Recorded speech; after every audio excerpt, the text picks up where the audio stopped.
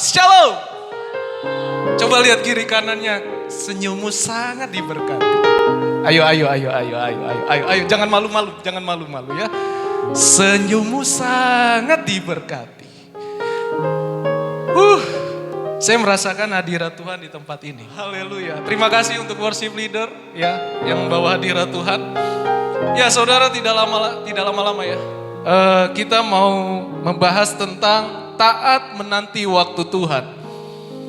Ya, ini tema yang diberikan Bapak Gembala, taat. Boleh lihat slide-nya, taat menanti waktu Tuhan. Satu sisi orang kalau menanti waktu Tuhan bilang, sudahlah, tenang sajalah, aman-aman sajalah. Apalagi masih muda, udahlah buat dosa yang banyak lah. Nanti kan, saya kan belum siap. Gitu. Untuk dipanggil Tuhan, saya kan belum sempurna. Begitu. Tapi ada satu sisi orang bilang, Tuhan kapan ya waktu Tuhan? Tuhan kapan ya? Yang tadi hambanya bilang kan, saya sempat kecewa sama Tuhan. Sepertinya doanya tidak dijawab gitu. Udah berlutut, udah sujud, udah nangis-nangis. Mungkin kalau ditampung bisa 1 mok. Ya, ada banyak orang yang tidak sabar menanti waktu Tuhan. Saya juga alami, saudara. Apalagi masih single nih ya kan. Kapan ya Tuhan? Tapi percayalah, waktu Tuhan adalah waktu yang terbaik. Mari saudara kita buka firman Tuhan dalam kitab Yakobus 1 ayat 12 sampai 18. Yakobus 1 ayat 12. Saya baca ayat 12, saudara ayat 13 dan ayat 18 bersama-sama. Yakobus 1 ayat 12 sampai 18. Demikian firman Tuhan. Judulnya tentang pengujian dan pencobaan. Berbahagialah orang yang bertahan dalam pencobaan. Sebab apabila ia sudah tahan uji, ia akan menerima mahkota kehidupan yang dijanjikan Allah kepada barang siapa yang mengasihi Dia. Selanjutnya.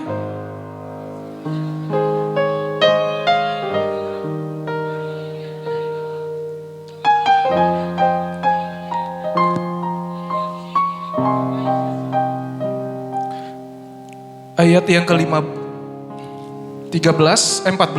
Tetapi tiap-tiap orang dicobai oleh keinginannya sendiri, karena ia diseret dan dipikat olehnya.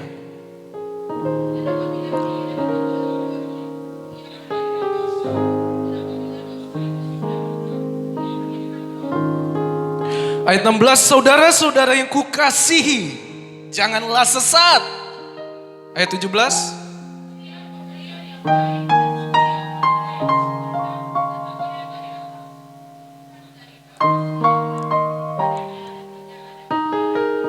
Sama-sama 1, 2, 3. Atas kehendaknya sendiri ia telah menjadikan oleh firman kebenaran supaya kita pada tingkat yang tertentu menjadi anak sulung di antara semua ciptaannya. Amin. Diberkatilah kita selalu yang membaca dan menghidupi firman Tuhan.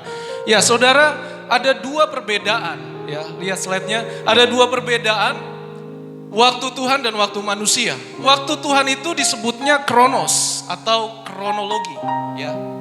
Urutan waktu yang secara berurutan. Dari hari ke hari, bulan ke bulan, tahun sampai ke tahun. Dan waktu manusia itu sangat tertebak. Ya. Tetapi waktu Tuhan berbeda.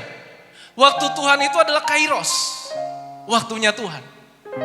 Waktu saya dengan Bapak Gembala lagi di counter HP, orangnya itu dia berkata gini, selamat ya melayani Tuhan, waktunya Tuhan, kairos. Kayak kaget saudara. Dia tahu waktunya Tuhan. Nah, waktu Tuhan itu adalah waktu yang tidak ditebak, ya, waktu yang nggak bisa ditebak tapi tepat dan tidak pernah salah. Amin. Ya, yakin ya saudara, waktu Tuhan itu tepat dan tidak pernah salah. Momennya tetap Tuhan. Ya, kesempatan yang diberikan Tuhan untuk kita jelas. Jadi kita sudah memahami kedua hal, waktu Tuhan dan waktu manusia. Berarti kita punya rencana, kita punya tujuan, tetapi libatkan Tuhan. Firman Tuhan bilang libatkan. Ya. Ini orang yang paling bahagia adalah orang yang melibatkan Tuhan. Ya. Dan saya percaya bahwa setiap Alkitab yang kita baca, dari kitab Kejadian sampai Wahyu, tokoh-tokoh Alkitab, rasul-rasul, nabi-nabi, murid-murid, semua ada dalam waktu Tuhan. Amin. Tidak ada yang instan. Bilang kiri kanannya, tidak ada yang instan. Ya, yang ada adanya mie instan. Enak tapi kalau over rusak juga perut ya.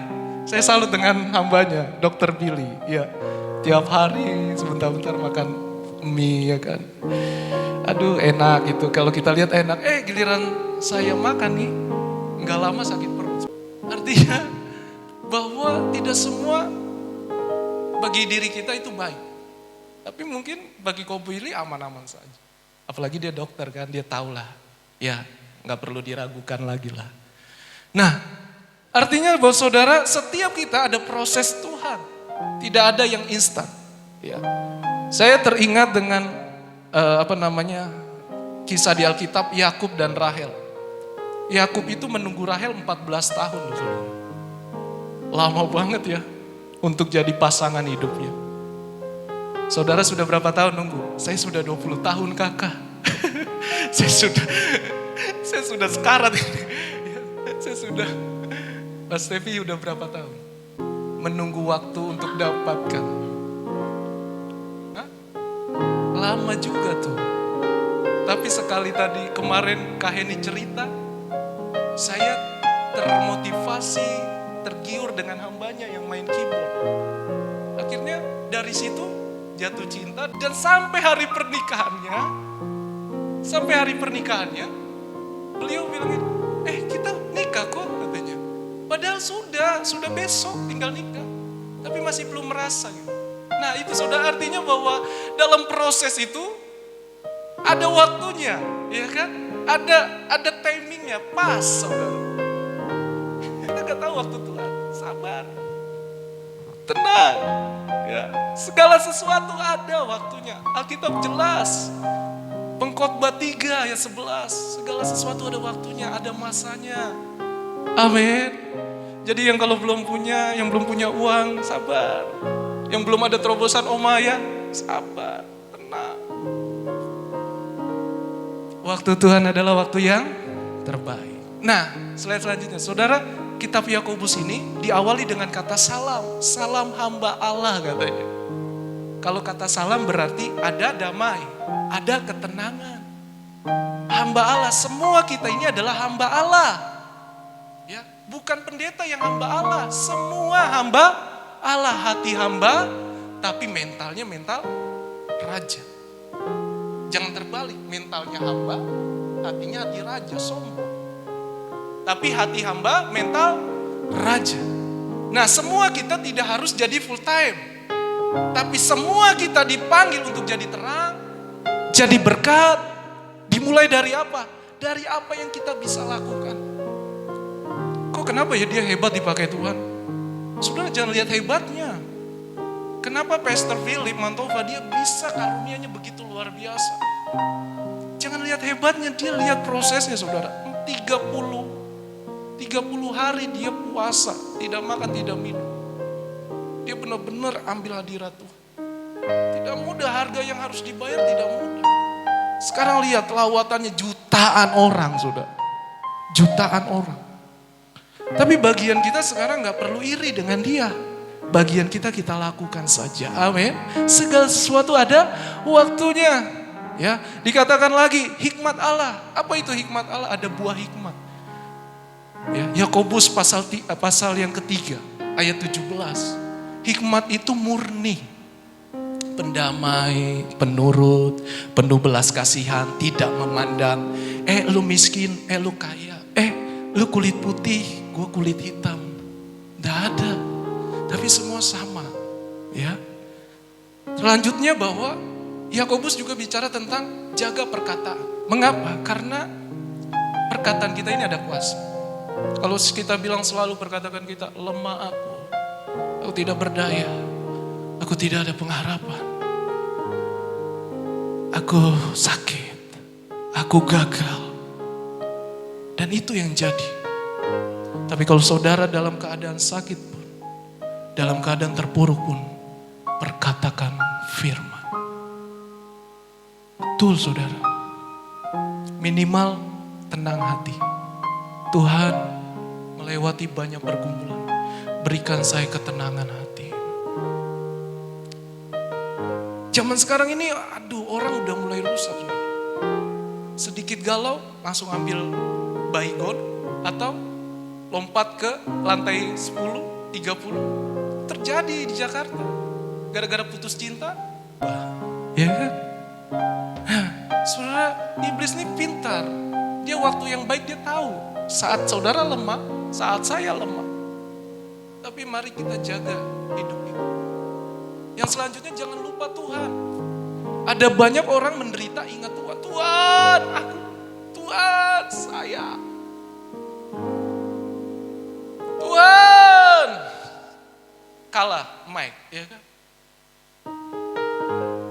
Jangan lupa Tuhan, saudara. Apalagi engkau diberkati, jangan lupa Tuhan.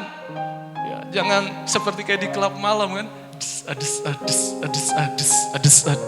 Lupa Tuhan. Please, apapun keadaanmu, jangan lupa Tuhan. Ya, jangan suka bandingin orang deh. Stop bandingin orang. Jangan lupakan Tuhan. Amin. Siapa yang diberkati? Wow, tepuk tangan buat Tuhan Yesus. Haleluya. Nah, saudara, selanjutnya sabar ya. Sadar dalam pencobaan. Sulit ya untuk sabar. Tapi ini buah Roh Kudus. Sabar. Kak, halo, sabar ya. Sabar. Saya kalau di rumah dengan Mama Lulu, saya dites, dilatih, diproses. Saya jalani aja. Karena Mama Lulu bilang apa? Suatu saat engkau akan jadi orang yang luar biasa. Amin. Tapi bukan kesombongan. Semua harus rendah hati. Karena orang yang rendah hati, Tuhan terus angkat semakin lebih lagi untuk kemuliaan Tuhan. Haleluya. Amin. Ya, rendah hati aja saudara. Percaya deh. Ya, percaya saja. Kalau udah Tuhan dibilang nih ayat 12, berbahagialah orang yang bertahan dalam pencobaan. Bagaimana mungkin saudara bisa bertahan dalam pencobaan? Tidak mungkin. Kita ini daging. Kita ini penuh dengan kelemahan. Sedikit ada masalah, sedikit ada ketersinggungan, kita mulai lari sama Tuhan. Saya udah alami saudara. Saya berkali-kali demikian. Dari sejak proses Tuhan sampai saya sekolah Alkitab, saya dipermalukan di dalam sekolah Alkitab. Karena tidak bayaran, tidak ada uang. Saya dipampang di pengumuman, ada berapa orang yang tidak bayar. Situ saya, kayaknya Tuhan salah pilih saya. Tapi luar biasa, mujizat Tuhan, saya nggak bisa bayar. Saya nggak bisa, Tuhan tuh dasar. Amin. Ya. Seolah-olah saya ditinggalkan, tapi Tuhan tidak tinggalkan. Tuhan tidak pernah tinggalkan kita. Saudara dalam keadaan sakit, menderita, Tuhan sebenarnya tidak tinggalkan kita. Tapi kita yang sering bermain di mana? Pikiran. Makanya orang ateis, orang yang tidak suka Tuhan, karena di pikiran. Orang Kristen aneh. Percaya Tuhannya kok di luar kemampuan. Segala sesuatu harus rasional. Harus sesuai dengan pikiran katanya. Tapi luar biasanya Tuhan. Lebih dari pikiran. Melampaui dari segala pikiran. Dia sediakan yang terbaik. Haleluya. Ya. Nah, saudara lo lihat selanjutnya, slide. Nah, kenapa sih ya? Saudara pernah bayangkan gak sih apa yang dialami oleh Rasul Yakobus ini? Penulisnya Yakobus yang lain. Karena Yakobus yang pertama atau yang mengalami hal ini, dia adalah seorang pemimpin jemaat Yerusalem pada zaman apostolik. Ya, atau kerasulan. yang diutus. Terjadi apa saudara? Dia mati, diyakini gugur sebagai martir. Percaya nggak percaya, sampai kedatangan Tuhan ada darah martir. Orang yang mati untuk Tuhan, itu namanya darah martir. Sekarang dunia kan sudah mulai nih, di beberapa negara udah pakai chip. Penolong ekonomi. Ngeri saudara, kalau kita nggak dekat Tuhan. Tapi Alkitab bilang berbahagialah orang yang bersabar. Nah, dia mati, lalu dirajam oleh orang Farisi atas perintah Hana. Dan dipenggal oleh Raja Agripa I. Kenapa? Karena mengajarkan Yesus. Iman kepada Yesus. Bayangin, mati loh.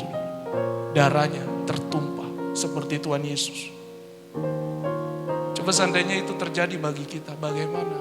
Bisa gak kita gak menyangkal, tidak menyangkal? Coba seandainya ini terjadi bagi kita. Orang yang kita cintai, orang yang kita sayangi meninggal dunia. Orang yang kita cintai terpisah dengan kita.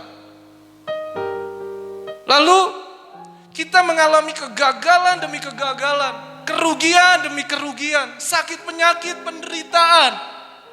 Tapi Tuhan sendiri bilang berbahagialah orang yang bertahan. Wow, sulit saudara, daging ini selalu berontak. Tapi kalau Tuhan sudah bilang lewat hambanya Yakobus, alamilah itu. Taruh di hatimu, saya orang yang berbahagia. Amin.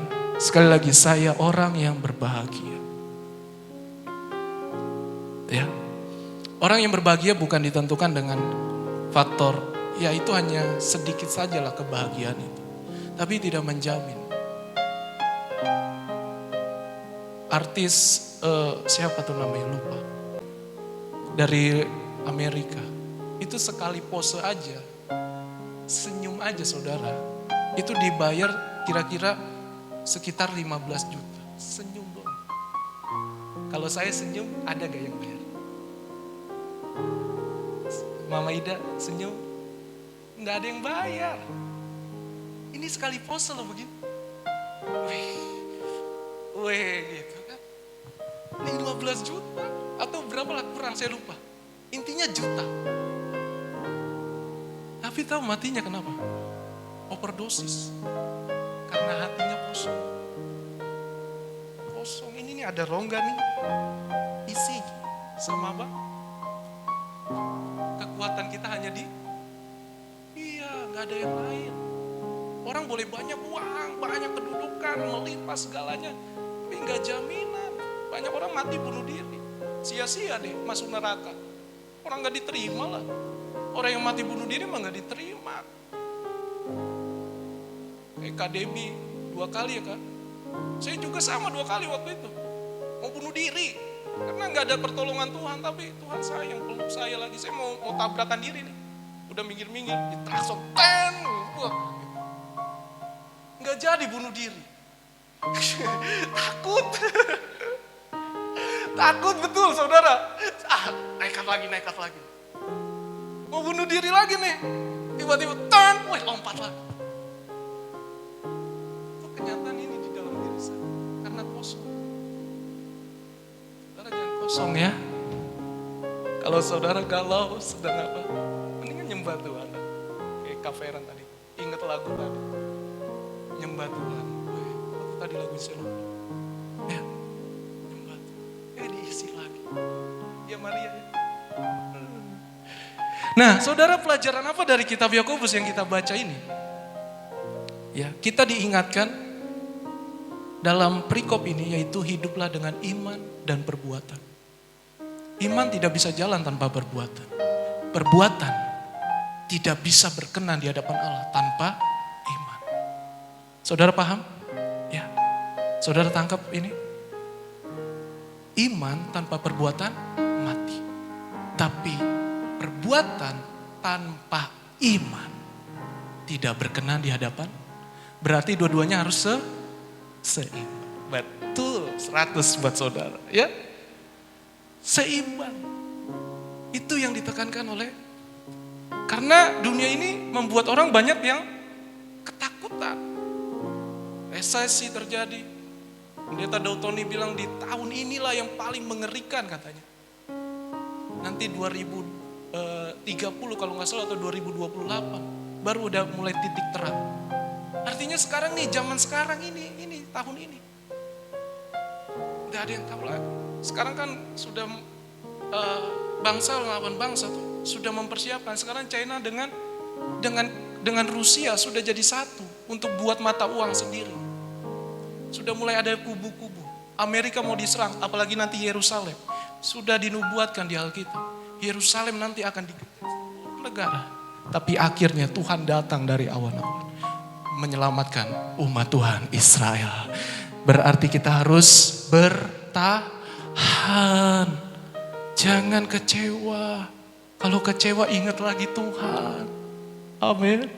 Kalau kecewa ingat Tuhan, ini kan daging. Kecewa lagi ingat Tuhan lagi. Oh Tuhan, Engkau sudah mati bagiku. Kalau jatuh dalam dosa jangan lari dari Tuhan. Dekat. Hidupi imanmu. Iman yang sejati itu akan selaras dengan perbuatan. Tapi hanya kalau melakukan perbuatan saja, tidak akan mungkin berkenan pada Allah. Ya, berbuat baik tanpa Kristus gak selamat.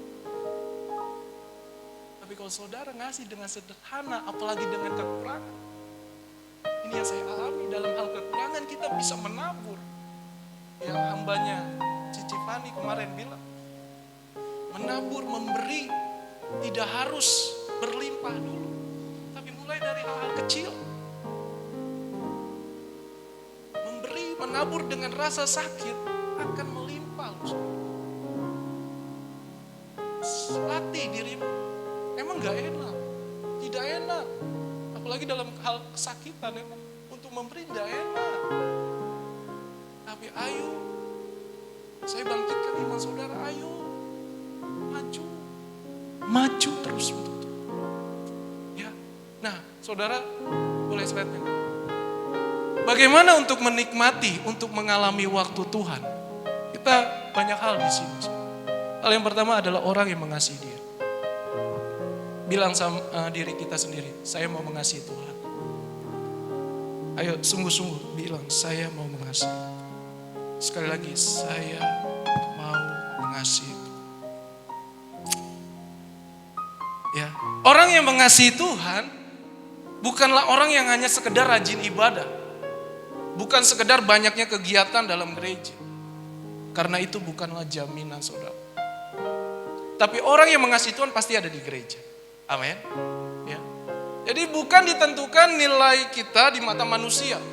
Tapi buah iman kita, buah kerohanian kita akan dilihat oleh orang lain. Ya.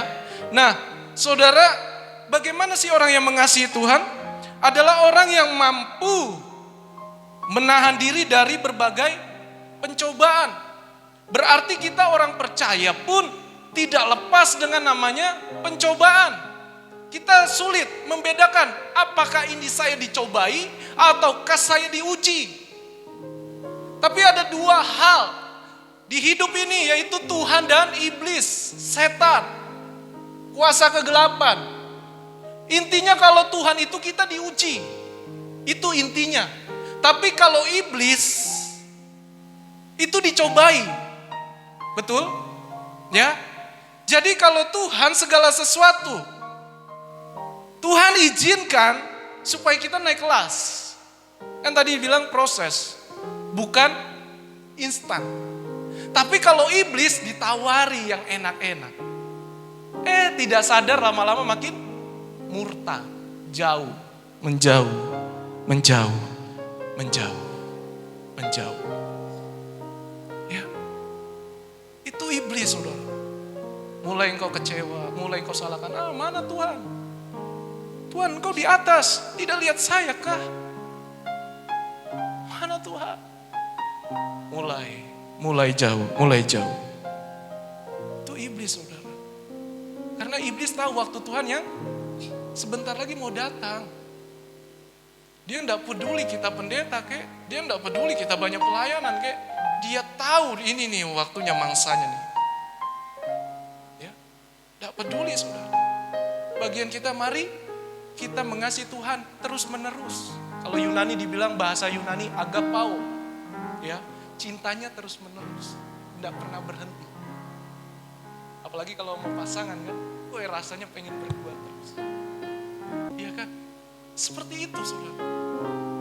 Hujan diterobos, ya kan? Nggak ada uang diusahakan ada uang. Minimal makan bakso, ya kan? Nggak kenal waktu saudara. Ya kan? Nggak kenal waktu. 24 jam aja rasa, aduh cepet banget ini. Boleh keputar lagi jamnya balikin lagi. Ya, itu namanya cinta. Terus menerus. Demikian juga sama Tuhan. Kalau enggak dijawab Tuhan, jangan ninggalin Tuhan. Kalau ada sesuatu proses, lihatlah. Oh, di balik ini ada maksud Tuhan. Amin. Oh, di balik diputar-putar 40 tahun seperti bangsa Israel. Kita jangan 40 tahun, 1 jam aja lah. Ya, diputar-putar. Maksud. Jujur, saudara, saya orang yang minder ini saya orang yang pemalu, penakut, apalagi ngomong, tatapan dengan tidak berani. Tapi proses Tuhan itulah yang membentuk saya menjadi sebuah Kristen, menjadi sebuah emas yang murni. Emas itu kan diproses ya, dipanasnya bukan 100 derajat. 100 derajat itu air mendidih. Ini 10.000 atau berapa tuh? Ya, 10.000 sekian. Panasnya, Tuhan udah panas nih. Belum selesai katanya. Jadi saudara, mari kita mengasihi Tuhan. Yang kedua adalah orang yang bertekun. Orang yang sabar. Sabar itu artinya bertahan. Upemeno. Kalau di Alkitab berapa kali? Artinya tidak hanya sekali, tapi terus menerus. Tidak beda dengan agapao. Kamus bahasa Indonesia bilang berkeras hati, sungguh-sungguh untuk belajar. Oh, di balik peristiwa yang saya alami, saya tidak harus down. Saya tidak harus lemah. Tapi saya tetap bergantung sama Tuhan. Tuhan kasih saya solusi, Tuhan kasih saya hikmah. Nanti ada jalan. Tuhan itu luar biasa. Luar biasa. Bertahan saudara, sungguh-sungguh ketika engkau diuji Tuhan. Saya mau bersaksi tentang diri saya dan keluarga saya. Waktu saya kecil, saya udah didoakan oleh gembala. Kamu akan jadi hamba Tuhan. Umur 7 tahun, kamu akan dipakai Tuhan. Luar biasa. Saya nggak mengerti saudara. Singkat cerita saya rajin ke gereja, rajin, setia. Lalu di rumah kami buka komsel ibadah. Tapi tahu gak saudara, keadaan kami tahun 90 kami punya rumah. Tahun 2000 ke atas ekonomi kami makin merosot. Tapi hebatnya kami tidak lupa Tuhan. Kami tidak tinggalkan Tuhan. Banyak kecewaan, banyak putus asa. Sampai saya pernah merasakan bertahun-tahun keluarga kami makan bubur dan sambal, garam. Tidak punya uang. Untuk persembahan aja saudara, tidak punya uang. Ada 7 orang di rumah saya, yang kerja hanya 1 atau 2 orang. Tapi itu gajinya sangat kecil, tidak cukup 7 orang. Jadi bertahun-tahun kami makan bubur. Kalau doa nih saudara, nangis terus. Kalau udah ketemu telur, atau daging, itu sukacitanya meluap-luap. Tapi tetap doanya nangis karena bersyukurnya bisa dapat telur. Bersyukurnya bisa dapat ayam. Lalu kami pergi ke gereja tuh naik sepeda, saudara. Sepeda kami udah tua, udah rusak-rusak. Teman-teman semua pakai motor, pakai mobil. Saya secara manusia malu, saudara. Makanya kalau udah gereja saya setelah doa Bapak terima kasih, saya langsung kabur. Karena apa? Takut dihina. Karena teman saya udah hina. Tuh lihat tuh, bapak itu tuh yang pakai sepeda katanya. Ternyata itu bukan bapak saya. Tapi saya tahu itu hinaan buat saya. Karena bapak saya rajin, saudara. Saya dengan kakak saya boncengan, saya bonceng pulang balik. Akhirnya kami berdoa, Tuhan kasih kami motor. Singkat cerita, berapa tahun kemudian kakak saya kerja, mulai dia kredit motor bekas, Vega R. Dari situlah kami terus cari jiwa. Buka komsel di rumah. Buka konsel, Tuhan kasih motor lagi. 2, Tuhan kasih motor lagi 3, Tuhan kasih motor lagi 4, Tuhan kasih motor lagi 5. Rumah saya sekarang kayak dealer, saudara. Lihat apa yang tidak kita pikirkan. Tuhan sediakan. Jauh melampaui kebutuhan kita. Amin. Ya, jadi jangan kecewa, jangan lemah. Ada waktunya Tuhan. Ya, ada waktunya Tuhan. Bertahanlah. Tapi bertahan bukan dengan kekuatan kita, tapi bertahan dengan kemampuan Tuhan. Kami sudah ditertawakan, dipermalukan, tapi Tuhan angkat kami. Karena kita doakan semua kendaraan harus melayani Tuhan.